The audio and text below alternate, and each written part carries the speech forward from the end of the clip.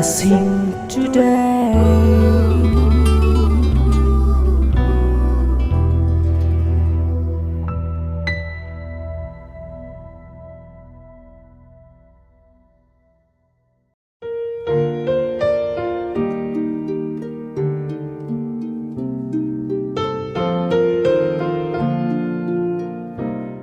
Welcome to blessing today.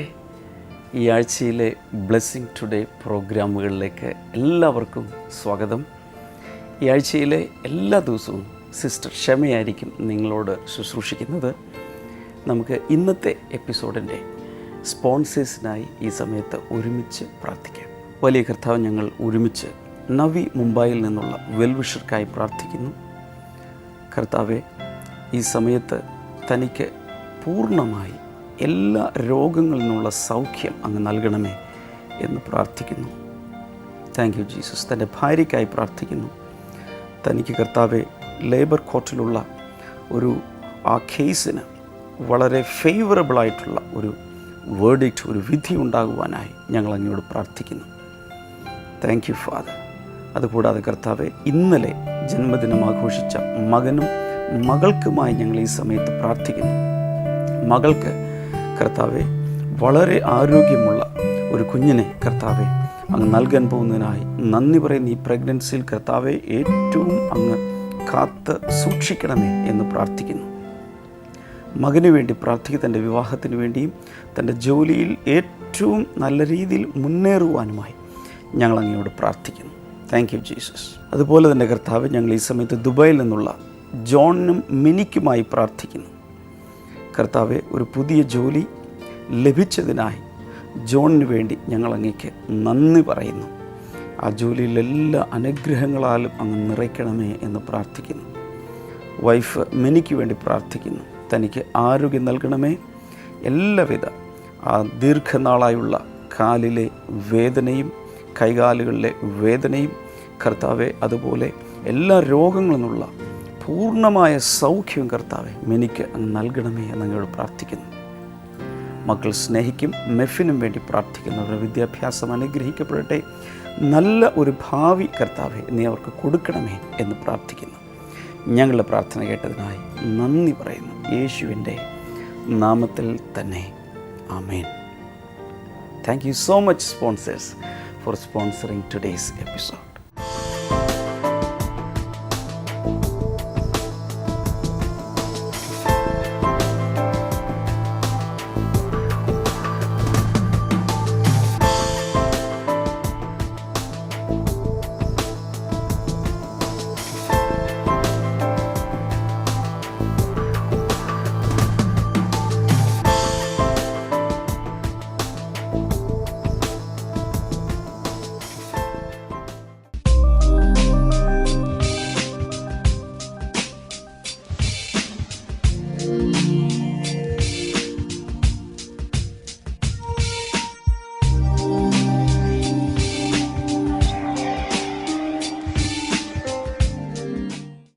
കൊച്ചു കഥ പറയാൻ പോവുകയാണ്. സാധാരണ മനുഷ്യർക്ക് അവർ യേശുവിനെ എങ്ങനെയാണ് കാണുന്നത് എന്നുള്ളതിൻ്റെ ഒരു കഥ. ഒരിക്കൽ ഒരു പെൺകുട്ടി ഉണ്ടായിരുന്നു. ആ പെൺകുട്ടിക്ക് അച്ഛൻ മരിച്ചുപോയി, അമ്മ മാത്രമേ ഉള്ളൂ. അമ്മയും ആ പെൺകുട്ടിയും ഒരു കൊച്ചു വീട്ടിനകത്താണ് അവൾ താമസിക്കുന്നത്. അവളുടെ അമ്മ അങ്ങ് മലയുടെ മുകളിൽ തന്നെയുള്ള മറ്റൊരു മുതലാളിയുടെ വീട്ടിലാണ് ജോലിക്ക് പോകുന്നത്. ഈ കൊച്ചു പെൺകുട്ടിയും അവിടുത്തെ മുതലാളിയുടെ മകളും ഒരേ സ്കൂളിൽ തന്നെയാണ് പഠിക്കുന്നത്. പക്ഷേ മുതലാളിയുടെ മകൾ പോകുമ്പോൾ എല്ലായ്പ്പോഴും നല്ലൊരു കാറിലൊക്കെ ആയിരിക്കും, ബെൻസ് കാറിലാണെന്ന് കരുതിക്കോളൂ, ബെൻസ് കാറിലൊക്കെ ആയിരിക്കും ചിലപ്പോൾ മുതലാളിയുടെ മോൾ എന്ത് ചെയ്യുന്നത്, സ്കൂളിൽ പോകുന്നത്. പക്ഷേ ഈ പെൺകുട്ടി എന്നും നടന്ന് ദീർഘദൂരം യാത്ര ചെയ്താണ് സ്കൂളിലെത്തുന്നത്. സ്കൂളിലെത്തിക്കഴിയുമ്പോൾ രണ്ടുപേരും കൂടി പഠിക്കുന്നു, രണ്ടുപേരും രണ്ടു വഴിക്ക് യാത്ര തിരിച്ച് വീട്ടിലെത്തുന്നു. ഒരു ദിവസം മുതലാളിയുടെ മകൾ ആ ക്ലാസ്സിൽ ഒരു കൂടയുമായിട്ടാണ് മുതലാളിയുടെ മകൾ അന്നത്തെ ദിവസം ക്ലാസ്സിൽ വന്നത്. ക്ലാസ്സിൽ വന്ന ഉടൻ തന്നെ അവൾ കൂട പൊട്ടിച്ചു. കൂടയ്ക്കകത്ത് എന്തായിരുന്നു, നിറയെ ഓറഞ്ചായിരുന്നു. അവൾ കുറേ ഓറഞ്ചൊക്കെ കഴിച്ചു. തനിക്കിഷ്ടമുള്ള 1-2 കൂട്ടുകാരികൾക്കും അവൾ ഓറഞ്ചെല്ലാം കൊടുത്തു. അപ്പോൾ ഈ വേലക്കാരിയുടെ മകൾ അവിടെ ഇരിക്കുന്നുണ്ട്.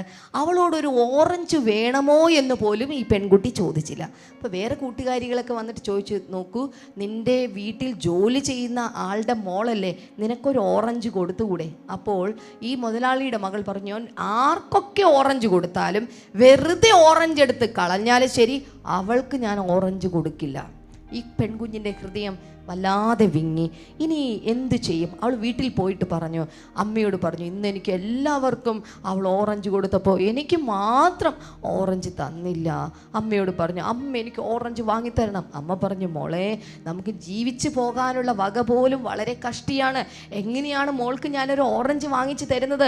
അതിനുള്ള പണം അമ്മയുടെ കയ്യിലില്ല മോളെ. അവൾ പറഞ്ഞു, ഇല്ലില്ല, എനിക്ക് നാളെ തന്നെ ഓറഞ്ച് നൽകണം. അപ്പോൾ പറഞ്ഞു, മോളെ, അത് സാധ്യമെന്ന് തോന്നില്ല, അമ്മയ്ക്ക് എന്നോട് ഇഷ്ടമില്ലല്ലോ, എനിക്ക് ഓറഞ്ച് തന്നേ പറ്റൂ. ഉടനെ ഈ അമ്മ ഒരു വിശ്വാസി ആയതുകൊണ്ട് അമ്മ പറഞ്ഞു, മോളെ, നീ യേശു അപ്പച്ചിയോടൊന്ന് പ്രാർത്ഥിക്കേ. യേശു അപ്പച്ചനോട് നീ പ്രാർത്ഥിക്കുകയാണെങ്കിൽ നാളെ യേശു അപ്പച്ചൻ വന്ന് നിനക്ക് ഓറഞ്ച് തരും. പെൺകുട്ടിയുടെ മുഖം ആകെ വികസിച്ചു, വലിയ സന്തോഷമായി. അങ്ങനെയെങ്കിൽ ഇന്ന് രാത്രി യേശു അപ്പച്ചിയോട് പ്രാർത്ഥിക്കാം. അവൾ അന്ന് രാത്രി മുട്ടുമടക്കി നിന്ന് പ്രാർത്ഥിച്ചു. എത്ര കുഞ്ഞുങ്ങൾ എല്ലാ ദിവസവും പ്രാർത്ഥിക്കുന്നവരുണ്ട്? യെസ്, കൈകളൊന്ന് കാണട്ടെ. സന്തോഷം. God bless U. ഇവർക്കൊരു നല്ല കൈയ്യടി കൊടുത്തേ, പ്രാർത്ഥിക്കുന്ന കുഞ്ഞുമക്കൾക്ക് എല്ലാവർക്കും. ഞങ്ങളുടെ വീട്ടിലും ഇതുപോലെ 2 കുട്ടികളുണ്ട്. ഞങ്ങളുടെ മകൻ്റെ പ്രത്യേകത എന്താണെന്ന് വെച്ച് കഴിഞ്ഞാൽ അവൻ പ്രാർത്ഥിക്കുന്നത് ആരും കാണരുത്. അതുകൊണ്ട് ഞങ്ങളൊക്കെ എവിടെയെങ്കിലുമൊക്കെ ആണെങ്കിൽ വാതിലിൻ്റെ ഇടയിലൊക്കെ ഇരുന്ന് ഇങ്ങനെ പ്രാർത്ഥിക്കും. അല്ലെങ്കിൽ രാത്രി ഒറ്റയ്ക്കിരുന്ന് പ്രാർത്ഥിക്കും, ഒറ്റയ്ക്കിരുന്ന് ബൈബിൾ വായിക്കും. ബൈബിൾ വായിക്കാതെ എത്ര തിരക്കാണെങ്കിലും ഈ പ്രായത്തിലും കിടന്നുറങ്ങില്ല. അത് എല്ലാ കുഞ്ഞുങ്ങളും ആ ഒരു ശീലം ഉയർത്തിയെടുക്കണം. ഓക്കെ, സോ ഈ കൊച്ചു പ്രാർത്ഥിക്കാൻ തുടങ്ങി. എന്താ പ്രാർത്ഥിച്ചത്? എനിക്ക് എന്ത് തരണം? ഇഡ്ഡലി തരണം എന്നോ? ഓറഞ്ച് തരണം. യെസ്, എനിക്ക് ഓറഞ്ച് തരണം, ഓറഞ്ച് തരണം എന്ന് പറഞ്ഞ് പ്രാർത്ഥിച്ചു. എന്താ സംഭവിച്ചു? പിറ്റേ ദിവസം പതിവ് പോലെ അവൾ സ്കൂളിലേക്ക് പോയി. സ്കൂളിൽ പോയി നിന്ന് അവളിങ്ങനെ നോക്കി നിന്നു. യേശു കർത്താവ് വരുമായിരിക്കും. 1ാമത്തെ പീരീഡ് ആയപ്പോൾ നോക്കി, യേശു കർത്താവ് മുടിയൊക്കെ വളർത്തി ഇപ്പോൾ വരുന്നുണ്ടോ, ഒരു ഓറഞ്ച് തരാനിട്ട്. വന്നില്ല. 2ാമത്തെ പീരീഡ് കഴിഞ്ഞു, വന്നില്ല. ഉച്ചയ്ക്കുള്ള ബെല്ലടിച്ചു, ഉച്ചയ്ക്ക് ഊണിൻ്റെ സമയത്ത് വരുമായിരിക്കും, വന്നില്ല. 4 മണിക്ക് സ്കൂൾ വിടുന്ന സമയമായി, അപ്പോഴും വന്നില്ല. അവളിങ്ങനെ നിരാശയോടെ ഇങ്ങനെ റോഡിലൂടെ നടന്നു പോവുകയാണ്. ആ സമയത്താണ് അതിനപ്പുറത്ത് വേറൊരു സംഭവം നടന്നത്. അതിനപ്പുറത്ത് ജോസഫ് എന്നു പേരുള്ള ഒരു മനുഷ്യനുണ്ടായിരുന്നു. അദ്ദേഹം ഒരു സമയത്ത് നല്ല കാലത്തിൽ ജീവിച്ചിരുന്ന മനുഷ്യനായിരുന്നു. ഇപ്പം എല്ലാം നഷ്ടപ്പെട്ട് എല്ലാ കടങ്ങളുമൊക്കെയായി കടക്കാർ എല്ലാം എടുത്തുകൊണ്ട് പോയി. ഇനിയിപ്പോൾ അയാളുടെ കയ്യിൽ ഒരു അല്പം പണം മാത്രമേ ഉള്ളൂ. ആ പണത്തിന് എന്തേലും വാങ്ങിച്ച് കഴിച്ചിട്ട് മരിക്കാം എന്ന് അദ്ദേഹം ആദ്യം തീരുമാനിച്ചു. അത് കഴിഞ്ഞപ്പോൾ പിന്നെ തീരുമാനിച്ചു, അല്ലെങ്കിൽ കഴിക്കണ്ട, എന്തെങ്കിലും വിഷം വാങ്ങിച്ചിട്ട് എന്ത് ചെയ്യാം, അങ്ങ് മരിക്കാമെന്ന് തീരുമാനിച്ചു. അങ്ങനെ നിൽക്കുന്ന സമയത്താണ് തൻ്റെ മനസ്സിലൂടെ ഒരു ചിന്ത, ഏതായാലും ഈ പൈസ കൊണ്ട് എനിക്ക് യാതൊരു ഗുണവുമില്ല, ഇതുകൊണ്ട് ഞാൻ എന്തെങ്കിലും ഒരു ഉപകാരം ചെയ്യാൻ പോവുകയാണ്. നോക്കിയപ്പോൾ തൊട്ടടുത്തിതാ ഒരു ഫ്രൂട്ട് സ്റ്റോൾ നിൽക്കുന്നു. ആ ഫ്രൂട്ട് സ്റ്റോളിലേക്ക് കയറിയിട്ട് അദ്ദേഹം കുറച്ച് ഓറഞ്ച് വാങ്ങിച്ചു, കുറച്ച് ഓറഞ്ച് മേടിച്ച് പിടിച്ചു. അതിനുശേഷം ഈ ഒരു ഓറഞ്ച് ഞാനും കഴിക്കാം, ആരെങ്കിലും ഇപ്പോൾ വരുന്ന ഒരാളുണ്ടെങ്കിൽ അയാൾക്ക് ഞാൻ കൊടുക്കുമെന്ന് പറഞ്ഞു. അങ്ങനെ നിൽക്കുന്ന സമയത്താണ് പെട്ടെന്നിതാ ഒരു പെൺകുട്ടി ഒരു സ്കൂൾ ബാഗൊക്കെ ആയിട്ട് ഇങ്ങനെ നടന്നു വരികയാണ്. ഒരു കുന്നിറങ്ങി ഇങ്ങനെ വരികയാണ്. ഈ ജോസഫ് ആണെങ്കിൽ കുന്നിൻ്റെ മുകളിലോട്ട് കയറിക്കൊണ്ടിരിക്കുകയാണ്. ഇടയ്ക്ക് വെച്ച് 2 പേരും കൂടെ കൂട്ടിമുട്ടി. ജോസഫ് പെട്ടെന്ന് ഈ കുഞ്ഞിൻ്റെ അടുക്കൽ വന്നതിന് ശേഷം തൻ്റെ കയ്യിലുണ്ടായിരുന്ന 3-4 ഓറഞ്ച് അതങ്ങനെ ഒരു കവറേപ്പാടെ അവളുടെ കയ്യിലേക്ക് കൊടുത്തു. പെൺകുട്ടി ആകെ അതിശയിച്ചു പോയി. അവൾ വേഗം പറഞ്ഞു, thank you uncle, thank you uncle, thank you uncle എന്ന് പറഞ്ഞു. എന്നിട്ട് വേഗം ഓറഞ്ച് എടുത്ത് അവൾ വേഗം പൊളിച്ച് അവൾ കഴിക്കാനായി തുടങ്ങി. ഒന്ന് കഴിച്ചുകൊണ്ട് അവൾ അങ്ങ് നടന്നു. കുറച്ചങ്ങ് നടന്നു പോയി. അവൾ പിന്നെയും തിരിഞ്ഞു നോക്കിയപ്പോൾ ആ മനുഷ്യൻ തന്നെ നടന്ന് അവളുടെ എതിർദിശയിലൂടെ നടന്നു പോവുകയാണ്. കുറച്ച് നടന്നു കഴിഞ്ഞപ്പോൾ അവൾക്കൊരു സംശയം. അവൾ ഓടി തിരികെ വന്നിട്ട് അവൾ ചോദിച്ചു, അങ്കിൾ അങ്കിൾ അങ്കിൾ യേശു ആണോ? ആ മനുഷ്യൻ പറഞ്ഞു, മോളെ, ഞാൻ യേശുവല്ല, ഞാൻ വെറുതെ ജോസഫ് മാത്രമാണ്. പക്ഷെ അവൾ പറഞ്ഞു, അല്ല അങ്കിൾ, അങ്ങ് യേശുവാണ്. ഞാൻ ഇന്നലെ പ്രാർത്ഥിച്ചത് ഓറഞ്ചിന് വേണ്ടിയിട്ടാണ്. എനിക്ക് ഓറഞ്ച് നൽകാൻ യേശു വരുമെന്ന് ഞാൻ കരുതി. അങ്കിളാണ് എനിക്ക് ഓറഞ്ച് കൊണ്ടുവന്ന് തന്നത്. നോക്കൂ, ഈ കഥയിലൂടെ നിങ്ങൾക്ക് മനസ്സിലാകുന്ന ഒരു കാര്യം ഇതാണ്. യേശുവിനെ ജനങ്ങൾ തിരിച്ചറിയണമെങ്കിൽ യേശുവിൻ്റെ ശാരീരിക രൂപം ഇന്ന് ഈ ഭൂമിയിലില്ല. യേശുവിനെ നേരിട്ട് നമുക്ക് ആർക്കും ഇന്ന് കാണുവാൻ സാധ്യമല്ല. 2000 വർഷങ്ങൾക്ക് മുൻപ് ഭൂമിയിൽ ജീവിച്ച, അതും പാലസ്തീനിൽ ജീവിച്ചിരുന്ന ആളുകൾക്ക് മാത്രമാണ് യേശുവിനെ കാണാൻ സാധിച്ചിരുന്നത്. ഇന്ന് നമുക്കാർക്കും യേശുവിൻ്റെ അക്ഷരീക രൂപം കാണാൻ സാധ്യമല്ല. പക്ഷേ യേശുവിനെ മറ്റുള്ളവർ കാണുന്നത് നമ്മിലൂടെയാണ്. ഹല്ലേലൂയ. ഇന്ന് ഞാൻ നിങ്ങളെ പഠിപ്പിക്കാനായി പോകുന്നത് യേശുവിനെ കുറിച്ച് യോഹന്നാൻ സ്നാപകനുണ്ടായ കാഴ്ചപ്പാട് എന്തൊക്കെയായിരുന്നു. എത്ര പേർക്ക് അത് പഠിക്കാൻ ഇഷ്ടമുണ്ട്? കൈ മാത്രം കണ്ടാൽ പോരാ, എനിക്കൊരു ഹല്ലേലൂയ കൂടെ കേൾക്കണം. ഹല്ലേലൂയ പറയിപ്പിക്കുമ്പോൾ എനിക്ക് പൂർണ്ണമായും വിശ്വാസമുണ്ട്, ഒരിക്കലും ഹല്ലേലൂയ പ്രസംഗിക്കുന്ന ആൾക്ക് വേണ്ടിയിട്ടുള്ളതല്ല, അതാർക്ക് വേണ്ടിയിട്ടുള്ള വാക്ക് മാത്രമാണ്. സ്വർഗത്തിലെ കർത്താവിന് മാത്രമുള്ള വാക്കാണ് ഹല്ലേലൂയ. ഒരു ഹല്ലേലൂയ കൂടെ. ഏതെങ്കിലും രാഷ്ട്രീയ പാർട്ടികൾ ജയിച്ചു കഴിഞ്ഞാൽ അവർക്ക് വേണ്ടി ആരെങ്കിലും ഹല്ലേലൂയ പറയാറുണ്ടോ? ക്രിക്കറ്റ് കളിക്കുമ്പോൾ ഇന്ത്യൻ ടീം ജയിക്കുമ്പോൾ ആരെങ്കിലും കൈയടിച്ചിട്ട് ഹല്ലേലൂയ പറയാറുണ്ടോ? ഫുട്ബോളിന് ആരെങ്കിലും ഹല്ലേലൂയ പറയാറുണ്ടോ? പറയാറില്ല. അത് കർത്താവിന് മാത്രമുള്ള വാക്കാണ്. അത് മനുഷ്യന് അവകാശപ്പെടാൻ സാധിക്കാത്ത സ്തുതിയുടെ വാക്കാണത്. ഹല്ലേലൂയ. അതുകൊണ്ട് ഒരിക്കൽ കൂടി ഒരു ഹല്ലേലൂയ പറയാം. അതുകൊണ്ട് ഈ ഹല്ലേലൂയ പറയുമ്പോൾ എപ്പോഴും ഓർക്കണം, എൻ്റെ കർത്താവിനോട് പറയാൻ പറ്റുന്ന, നമുക്ക് മനസ്സിലാകുന്ന മലയാളത്തിൽ എഴുതാൻ സാധിക്കുന്ന, വായിക്കാൻ സാധിക്കുന്ന ഒരു വാക്കാണല്ലോ എന്ന ബഹുമാനത്തോടെ ആയിരിക്കണം ഹല്ലേലൂയ പറയേണ്ടത്. ഒരിക്കൽ കൂടെ പറഞ്ഞു നോക്കിക്കേ. Yes, hallelujah. നോക്കൂ, യോഹന്നാൻ സ്നാപകൻ യേശു ആരാണ്? യോഹന്നാന്റെ സുവിശേഷം, ദയവായി ബൈബിൾ ഒന്ന് എടുക്കാമോ? യോഹന്നാന്റെ സുവിശേഷം 1-ാം അധ്യായം അതിൻ്റെ 6, 7, 8 വചനങ്ങൾ ദയവായി ഒന്ന് വായിക്കാമോ? ദൈവം അയച്ച ഒരു മനുഷ്യൻ വന്നു, അദ്ദേഹത്തിന്റെ പേര് യോഹന്നാൻ എന്നായിരുന്നു. ഓക്കെ. അദ്ദേഹം സാക്ഷ്യം വഹിക്കുവാൻ താൻ മുഖേന സകല മനുഷ്യരും വിശ്വസിക്കേണ്ടതിന് ആ വെളിച്ചത്തെക്കുറിച്ച് സാക്ഷ്യം വഹിക്കുവാൻ തന്നെ വന്നു. അദ്ദേഹം വെളിച്ചമായിരുന്നില്ല, വെളിച്ചത്തിന് സാക്ഷിയായി മാത്രമാണ് അദ്ദേഹം വന്നത്. ഓക്കെ. നോക്കൂ, യോഹന്നാൻ സ്നാപകനെ കുറിച്ചുള്ള ഒരു ഇൻട്രൊഡക്ഷൻ നമുക്കവിടെ കാണാൻ സാധിക്കുന്നുണ്ട്. യോഹന്നാൻ സ്നാപകനായിരുന്നു. ആരായിരുന്നു യോഹന്നാൻ സ്നാപകൻ? വെളിച്ചം ആയിരുന്നില്ല, മറിച്ച് അവൻ ആരായിരുന്നു? വെളിച്ചത്തിന് സാക്ഷ്യം പറയാൻ വേണ്ടി വന്നവനായിരുന്നു. അങ്ങനെയെങ്കിൽ യോഹന്നാൻ സ്നാപകൻ പറയുന്ന കാര്യം ഇതാണ്, യേശു ക്രിസ്തുവാണ് യഥാർത്ഥ വെളിച്ചം. ഒരിക്കൽ യോഹന്നാനോട് ആളുകൾ ചോദിച്ചു, വരുവാനിരിക്കുന്ന ക്രിസ്തു നീയാണോ എന്ന് ചോദിച്ചപ്പോൾ യോഹന്നാൻ പറഞ്ഞു, ഞാൻ അല്ല. സോ യോഹന്നാന് യേശുവിനെ കുറിച്ചുണ്ടായിരുന്ന ആദ്യത്തെ വെളിപ്പാടിതായിരുന്നു. എന്ത്? യേശുവാണ് ലോകത്തിന്റെ വെളിച്ചം, ഞാൻ വെളിച്ചമല്ല, ആ വെളിച്ചത്തിന് സാക്ഷ്യം പറയാൻ വേണ്ടി നിൽക്കുന്ന വ്യക്തി മാത്രമാണ് ഞാൻ. ഹല്ലേലൂയ. അടുത്തിരിക്കുന്ന ആൾക്ക് കൈ കൊടുത്തിട്ടൊന്ന് പറഞ്ഞേ, യേശു ലോകത്തിന്റെ വെളിച്ചമാണ്. പറഞ്ഞേ, യേശു ലോകത്തിന്റെ എന്താണ്? വെളിച്ചമാണ്. വെളിച്ചം എന്ന് പറയുമ്പോൾ ദാ നോക്കൂ, എന്നെ ഇത്രയും ക്ലിയർ ആയിട്ട് ദൂരെയുള്ളവർക്കൊക്കെ കാണാൻ സാധിക്കുന്നത് ഇവിടെ വെച്ചിട്ടുള്ള ഈ 2 ലൈറ്റുകൾ കൊണ്ടാണ്. ഈ ലൈറ്റ് ഇല്ലായിരുന്നെങ്കിൽ എന്നെ വ്യക്തമായി നിങ്ങൾക്ക് കാണാൻ സാധ്യമല്ല. അങ്ങോട്ട് തിരിച്ചു വെച്ചിട്ടുള്ള ഈ ലൈറ്റ്സും ഇല്ലായിരുന്നെങ്കിൽ നിങ്ങളുടെ മുഖവും എനിക്ക് വ്യക്തമായി കാണാൻ സാധിക്കുമില്ല. അതിൻ്റെ അർത്ഥം വെളിച്ചം കാര്യങ്ങളെ വെളിപ്പെടുത്തുന്നു. ഹല്ലേലൂയ. വ്യക്തത നൽകുന്നത് വെളിച്ചമാണ്. മനുഷ്യന്റെ ജീവിതം എല്ലായ്പ്പോഴും അവ്യക്തത നിറഞ്ഞതാണ്. മനുഷ്യ ജീവിതം എന്നുള്ളത് കുടുംബ ജീവിതത്തിൽ പലപ്പോഴും അവ്യക്തതകൾ, ക്ലിയർ ആകാത്ത ചില കാര്യങ്ങൾ കണ്ടെന്നിരിക്കും. പല പ്രശ്ന സങ്കീർണമായിട്ടാണ് മനുഷ്യൻ മുന്നോട്ട് പോകുന്നത്. എന്നാൽ ജീവിതത്തിൽ വ്യക്തതയുണ്ടാകണമെങ്കിൽ, കാര്യങ്ങളെ ശരിയായ വിധത്തിൽ പോസിറ്റീവ് ആറ്റിറ്റ്യൂഡിൽ കാണാൻ സാധിക്കണമെങ്കിൽ, ഞാൻ പറയും, യേശുവാകുന്ന വെളിച്ചം നമ്മുടെ ഹൃദയത്തിൽ ഉണ്ടായേ തീരൂ. ഹല്ലേലൂയ. യേശുവിൻ്റെ വെളിച്ചം നമ്മുടെ ഹൃദയത്തിലേക്ക് വരുമ്പോൾ കാര്യങ്ങൾ ശരിയായ രീതിയിൽ നടക്കാനായി തുടങ്ങും. അപ്പോൾ കാര്യങ്ങൾ പലപ്പോഴും ശരിയായ രീതിയിൽ നടക്കാത്തതിൻ്റെ കാരണം എന്താണ്? യേശുവാകുന്ന വെളിച്ചം നമ്മുടെ ജീവിതത്തിൽ ഇല്ലാത്തത് കൊണ്ടാണ്. വെളിച്ചത്തിൻ്റെ പ്രത്യേകത, വെളിച്ചം എത്ര ദൂരേക്ക് വേണമെങ്കിലും സഞ്ചരിക്കും. It can penetrate. ഇതിന് എന്താ പറയുക, കുത്തി തുളച്ച് വെളിച്ച് പോകാനായി സാധിക്കും. വെളിച്ചത്തിൻ്റെ പ്രത്യേകതയാണ്. അതിൻ്റെ അർത്ഥം എത്ര കടുകട്ടി ഹൃദയമുള്ളവനാണെങ്കിലും അവൻ്റെ അകത്തേക്ക് യേശുവിൻ്റെ വെളിച്ചം കടന്നു ചെല്ലാൻ സാധിക്കും. ഇവിടെ ഇരിക്കുന്ന ചില സഹോദരിമാർ ചിന്തിച്ചിരിക്കുന്നത്, എൻ്റെ ഭർത്താവിൻ്റെ ഹൃദയം അങ്ങ് കട്ടിയ, അതിനകത്തേക്ക് കയറാൻ ആർക്കും പറ്റില്ല, ഇദ്ദേഹത്തിൻ്റെ മദ്യപാനം എന്നു മാറാനാ എന്നൊക്കെ നിങ്ങൾ ചിന്തിച്ചിരിക്കുന്നുണ്ടെങ്കിൽ, യേശുവാകുന്ന വെളിച്ചത്തിന് ഏതൊരു കടുകട്ടി ഹൃദയത്തിനകത്തേക്കും കയറി ആ വ്യക്തിക്ക് മാനസാന്തരം കൊടുക്കാൻ സാധിക്കും.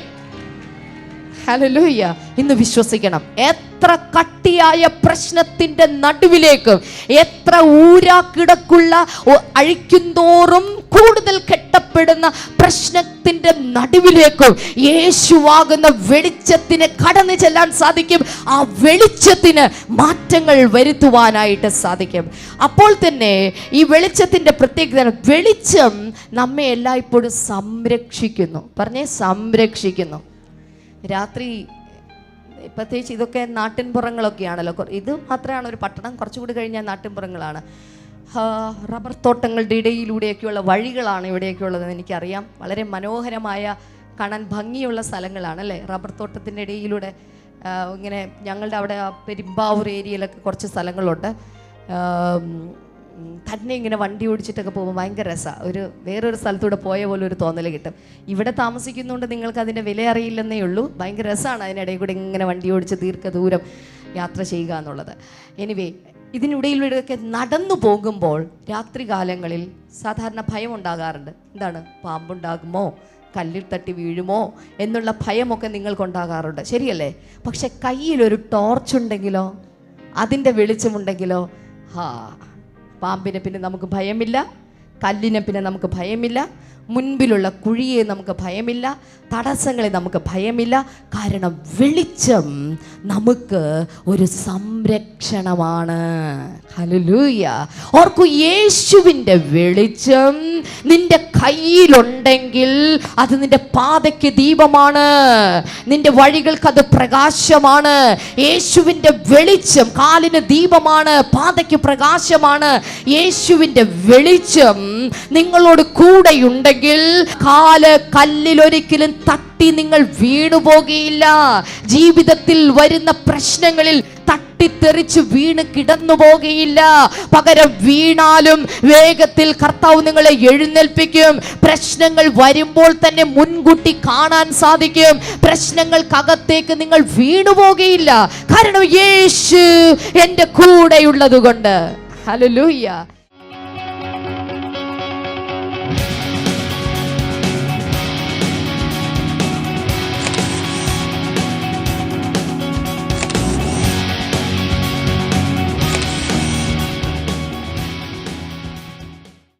സഹോദരിയുടെ പേര് അന്നമ്മ ചാക്കോ എന്നാണ്.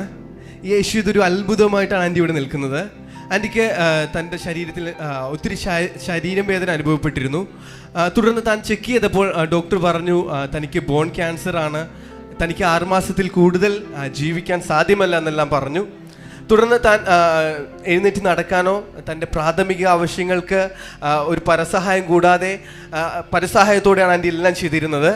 അങ്ങനെ ഇരിക്കുമ്പോഴാണ് കഴിഞ്ഞ ജനുവരി മാസത്തിൽ ബ്ലെസ്സിംഗ് ടുഡേ TV പ്രോഗ്രാമിൽ ബ്രദർ ഡാമിയൻ ഇങ്ങനെ വിളിച്ചു പറഞ്ഞു, നടുവിന് പ്രശ്നമുള്ള ഒരു സഹോദരിയെ യേശു ഇപ്പോൾ കാണുന്നു, ഇപ്പോൾ യേശു സൗഖ്യമാക്കുന്നു എന്ന് പറഞ്ഞു. തുടർന്ന് ആൻറ്റി ഇങ്ങനെ പറഞ്ഞ പ്രാർത്ഥിച്ച നിമിഷം താൻ 1.5 മാസത്തോളം താൻ കിടപ്പിൽ കിടക്കുമ്പോൾ ആ നടുവിൻ്റെ ഭാഗത്തൊരു തൻ്റെ ശരീരത്തിൽ തണുപ്പ് അനുഭവപ്പെട്ടു. താൻ അന്നേരം എഴുന്നേറ്റു, താൻ നടക്കാൻ തുടങ്ങിയെന്ന് ആൻറ്റി പറയുന്നത്. ഇപ്പം താൻ എഴുന്നേറ്റ് നടക്കുന്നു, തൻ്റെ കാര്യങ്ങളെല്ലാം തനിയെ ചെയ്യുന്നു. യേശു തന്നെ സൗഖ്യമാക്കി എന്നാണ് ആൻറ്റി പറയുന്നത്. ആൻറ്റി, എങ്ങനെയാ ഡോക്ടേഴ്സ് ബോൺ ക്യാൻസർ എങ്ങനെ ഏത് സ്റ്റേജായി എന്താ ഡോക്ടേഴ്സ് പറഞ്ഞ റിപ്പോർട്ട് ചെക്ക് ചെയ്തപ്പോൾ? ഡോക്ടർ പറഞ്ഞത് 4th സ്റ്റേജ് ആയിപ്പോയി. ആദ്യം തന്നെ കണ്ടുപിടിച്ചിരുന്നെങ്കിൽ ഞങ്ങൾക്ക് എന്തെങ്കിലും ചെയ്യാമായിരുന്നു. ഇനിയിപ്പം നിങ്ങൾക്ക് മരുന്ന് കഴിച്ചുകൊണ്ടിരിക്കാമെന്നല്ലാതെ 6 മാസത്തെ ഗ്യാരണ്ടിയേ ഉള്ളൂ എന്നൊക്കെയാണ്. എത്ര നാൾ മുമ്പ് അത് പറയുന്നേ? ഡോക്ടർ പറഞ്ഞത് ഡിസംബറിലാണ് പറഞ്ഞത്. അപ്പോൾ ഞങ്ങൾ തന്നെ പിന്നെ ഡിസ്ചാർജ് ചെയ്ത് വീട്ടിൽ പോക്കോ മരുന്നൊക്കെ കഴിച്ചുകൊണ്ടിരിക്കും. ഒരാളുടെ സഹായമില്ലാതെ പ്രാഥമിക ആവശ്യങ്ങൾക്ക് പോലും പോകാൻ പറ്റത്തില്ല. കാരണം എല്ലുകൾ പൊടിഞ്ഞുകൊണ്ടേ ഇരിക്കുവാണ് എന്ന് പറഞ്ഞു. അങ്ങനെ ഞങ്ങൾ നിരാശയായി വീട്ടിൽ വന്നു. അപ്പോൾ ഞങ്ങളുടെ വീടിനടുത്തുള്ള ഒരാൾ പറഞ്ഞു, ചേച്ചി ഒരു കാര്യം ചെയ്യുക, എല്ലാ ദിവസവും 7 മണിക്ക് ബ്ലെസ്സിങ് ടുഡേ പ്രോഗ്രാം സൂര്യ ചാനലിലുണ്ട്, കാണാൻ പറഞ്ഞു. ഞാനത് അന്ന് തൊട്ട് കാണുമായിരുന്നു. അങ്ങനെ കണ്ടുകൊണ്ടിരുന്നു. ജാനുവരി 2014 തൊട്ടാണ് കാണാൻ തുടങ്ങി. 2014 ജാനുവരി തൊട്ട് കാണാൻ തുടങ്ങി. ഒരു ചൊവ്വാഴ്ചയാണ് ബ്രദർ ഡാമിയൽ വിളിച്ചു പറഞ്ഞ്, നട്ടെല്ലിന് ക്ഷതമേറ്റ ഒരു വ്യക്തിയെ കർത്താവ് തൊടുന്നു, ആ വ്യക്തി നടക്കാൻ ആരംഭിക്കുന്നു എന്ന് പറഞ്ഞു. അന്ന് ഞാൻ പറഞ്ഞു, അതുവരെ ആന്റി നടക്കാതെ കിടപ്പായിരുന്നു. ഒരാളുടെ സഹായമില്ലാതെ എനിക്ക് ഒന്നും ചെയ്യാൻ കഴിയില്ലായിരുന്നു. അത് കഴിഞ്ഞപ്പം തൊട്ട് ഞാൻ പതുക്കെ നടക്കാൻ തുടങ്ങി. ഇപ്പം ആഹാരമൊക്കെ ഡൈനിങ് ടേബിളിൽ ഞാൻ തന്നെ പോയിരുന്ന് കഴിക്കും. മറ്റേ എൻ്റെ കിടക്കെ കൊണ്ടുവന്നായിരുന്നു ആഹാരമൊക്കെ തന്നുകൊണ്ടിരുന്നത്. ആഹാരം കൊണ്ടുവന്ന് വന്നാൽ തന്നെ അത് കഴിക്കാൻ എഴുന്നേൽക്കുമ്പോൾ ദേഹത്തിന് വേദനയായതുകൊണ്ട് അത് കഴിക്കാൻ എഴുന്നേൽക്കണമെന്ന് തന്നെ എനിക്കില്ലായിരുന്നു. പക്ഷെ ഇന്നിപ്പോൾ എൻ്റെ കർത്താവ് എന്നെ നടത്തി. ആ വേദനയെല്ലാം ദൈവം ഏറ്റെടുത്ത് എന്നെ. വേദനയില്ല ആന്റിക്ക്? വേദനയൊന്നുമില്ല. ഈ നട്ടലിന്റെ ഭാഗത്ത് യാതൊരു വേദനയില്ല. അങ്ങനെ പോകുന്നു. കർത്താവ് സൗഖ്യമാക്കി. നല്ലൊരു കൈയടി കർത്താവിന് കൊടുക്കാമോ? ആന്റി സാക്ഷ്യം പറഞ്ഞത് പനി മാറി ചുമ മാറിയെന്നൊന്നുമല്ല, നട്ടലിന് ബാധിച്ച ബോൺ ക്യാൻസർ കർത്താവ് സൗഖ്യമാക്കിയെന്നാ പറഞ്ഞ്. ഹല്ലേലൂയ. നിന്റെ അസുഖം എത്ര കഠിനമാണെങ്കിലും ഒരു പക്ഷേ ബൈബിൾ പറയുന്നു, ഡോക്ടർമാർ, നമ്മുടെ നാട്ടിലുള്ള വൈദ്യന്മാർ പല അസുഖങ്ങൾക്കൊക്കെ ട്രീറ്റ്മെൻറ്റുകളൊക്കെ തരുന്നതിന് മുമ്പ് അവർ ചെക്ക് ചെയ്തിട്ട് പറയും, നീ 6 മാസമേ ജീവിക്കുകയുള്ളൂ, 8 മാസമേ ജീവിക്കുകയുള്ളൂ, 1 വർഷം ജീവിക്കുകയുള്ളൂ, അല്ലെങ്കിൽ 2 മാസമേ ജീവിക്കുകയുള്ളൂ. പക്ഷേ ബൈബിൾ പറയുന്നു, നീ ജീവനോടെ ഇരുന്ന് കർത്താവിൻ്റെ നന്മകളെ പ്രസ്താവിക്കും. ഹല്ലേലൂയ. ശബ്ദത്തിലൊരു ഹല്ലേലൂയ. ബൈബിൾ പറയുന്നു നമ്മൾ മരിക്കയില്ല, സത്യം നിശ്ചയം നമ്മൾ ജീവനോടെ ഇരുന്ന് ദൈവത്തിന്റെ നന്മകൾ പ്രസ്താവിക്കാൻ പോകും. യേശുവിന്റെ നാമത്തിൽ കർത്താവേ, സഹോദരിയുടെ മേൽ ദൈവിക ജീവൻ വ്യാപരിക്കുന്നതിനായി നന്ദി. അവിടുത്തെ വചനം പറയുന്നത് പോലെ അങ്ങ് ഭൂമിയിൽ വന്നത് ഞങ്ങൾക്ക് ജീവനുണ്ടാകാനും അത് സമൃദ്ധിയായിട്ടുണ്ടാകാനുമാണല്ലോ കർത്താവേ. അതുകൊണ്ട് ഈ ശരീരത്തിൽ യേശുവിന്റെ നാമത്തിൽ സമൃദ്ധിയായ ജീവൻ ഉണ്ടാകട്ടെ എന്ന് ഞങ്ങൾ പ്രവചിക്കുക കർത്താവേ. ജീവനോടെ ഇരുന്ന് കർത്താവ് തന്നെ സൗഖ്യമാക്കിയത് സാക്ഷ്യം പറയുവാനിടയാകട്ടെ. അടുത്ത തവണ വരുമ്പോൾ കർത്താവേ, എല്ലാ റിപ്പോർട്ടുകളുമായി കർത്താവ് സൗഖ്യമാക്കിയെന്ന് പൂർണ്ണ നിശ്ചയത്തോടെ വന്ന് പറയാൻ യേശു അത്ഭുതം ചെയ്തതിനായി നന്ദി. യേശുവിന്റെ നാമത്തിൽ തന്നെ ആമേൻ. ഒരിക്കൽ കൂടെ കൈകൾ അടിച്ച് കർത്താവിന് നന്ദി പറഞ്ഞാലും.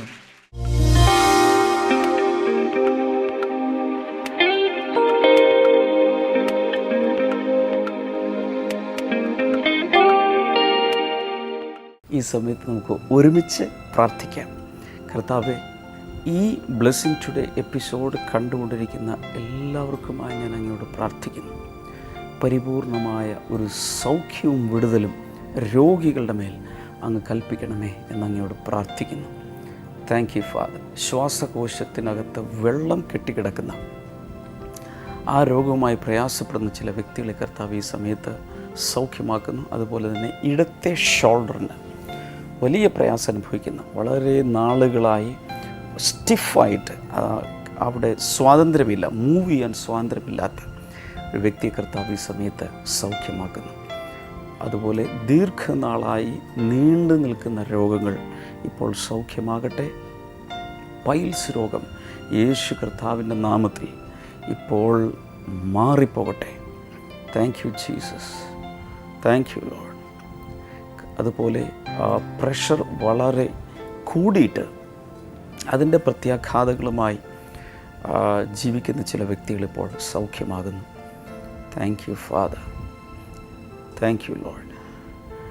കുഞ്ഞുങ്ങളില്ലാത്തവർക്കായി ഈ സമയത്ത് പ്രാർത്ഥിക്കുന്നു. വലിയ വിടുതൽ കർത്താവെ അങ്ങ് നൽകണമേ എന്ന് പ്രാർത്ഥിക്കുന്നു. അനേകർക്ക് കർത്താവെ ഒരുമിച്ച് അങ്ങയുടെ അനുഗ്രഹത്തെ അങ്ങ് പകരുന്നതിനാൽ നന്ദി പറയുന്നു. നിങ്ങളുടെ രോഗം എന്താണെങ്കിലും ഈ സമയത്ത് ഈ സ്ക്രീനിലേക്ക് കൈനീട്ടി പിടിച്ച് ഉള്ളിൽ ആഴത്തിൽ വിശ്വസിച്ച് നിങ്ങളുടെ വിടുതലുകൾ സ്വീകരിക്കുക.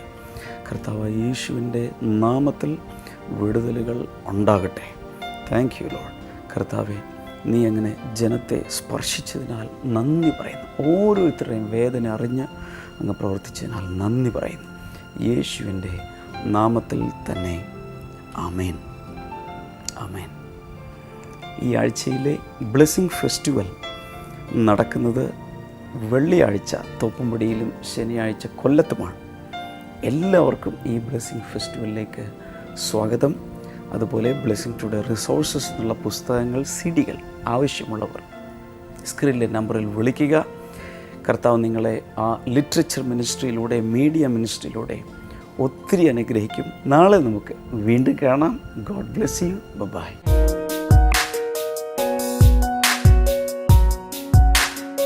Welcome back to Bible and U.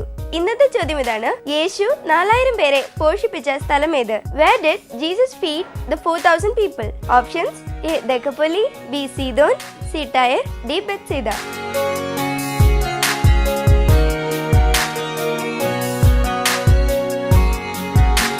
നിങ്ങളുടെ ഉത്തരങ്ങൾ 9645221221 എന്ന നമ്പറിലേക്ക് SMS ചെയ്യുക. ചെയ്യേണ്ട format BT space ABC or D space നിങ്ങളുടെ പേരും പൂർണ്ണ മേൽവിലാസവും. ശരിയുത്തരം അയക്കുന്നവർക്ക് സമ്മാനങ്ങൾ നൽകുന്നത് OM ബുക്സ് ആണ്.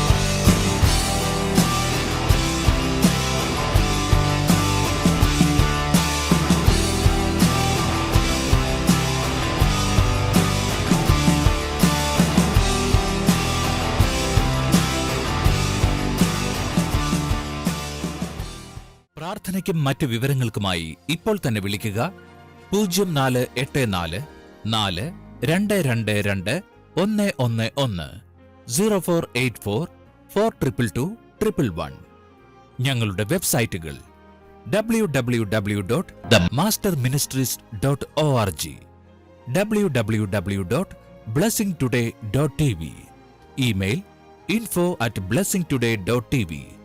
ഞങ്ങളുടെ address blessing today, post box number 2215, Edappally PO, Kerala, India 682024.